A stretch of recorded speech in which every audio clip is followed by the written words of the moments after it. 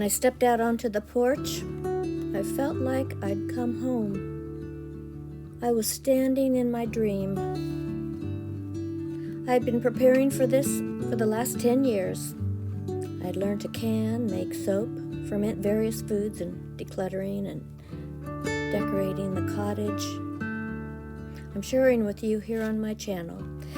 So, yes, I am moving house in the next month. And I'm basically a greenhorn going into the country. I've learned to be patient with myself and to slow down in the last 10 years, to listen to my higher self. But this will be a learning curve for me, a huge learning curve, because I'll sometimes even have snow, and I've never thought I would want to live in snow or move to where it snows. Luckily, it melts almost as soon as it falls.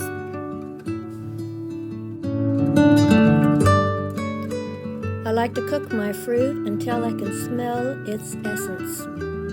It's funny, it's like my Grandma Erickson used to do.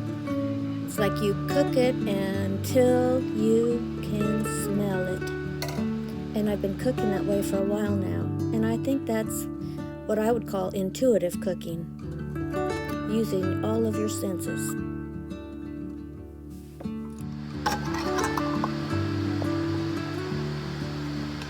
I'm calling this low sugar strawberry jam for the mere fact that I only had 1 cup of sugar and I probably needed at least 3.5 cups. So I've added 2 tablespoons of chia seeds, 1 cup of sugar, 1 cup of honey, and about 1/4 cup of pectin to thicken it. The chia seed is also for thickening. It's not highly sweet, but it has a nice strawberry essence and flavor.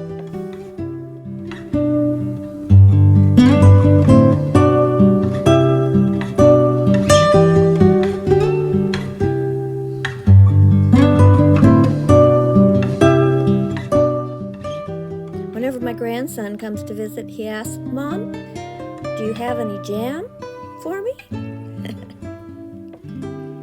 Oh, that just warms my heart. So I like to have some ready for gift giving.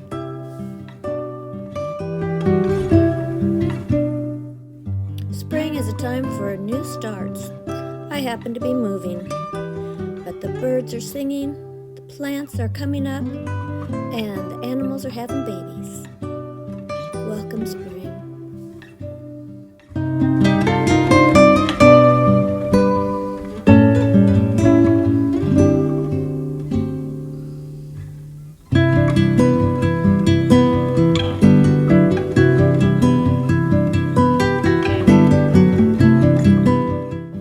Whenever my family from Hawaii comes to visit California, they're so inspired by all the fast food restaurants we have here. The first place we needed to stop was In-N-Out Burger, but high on the list is always Jimboy's tacos. And the secret is in how they do their shells. So I'm sharing that with you today. But you can make just about any filling for this, whatever you like, whether you have chicken, beef, or pork, or even a veggie burger. I like to make a burger, whether it's a hamburger or a veggie burger, cut it in half into a half-moon shape, and it fits perfectly in this shell. And then top it with your favorite Mexican cheese, shredded lettuce, tomatoes, hot peppers, whatever you like.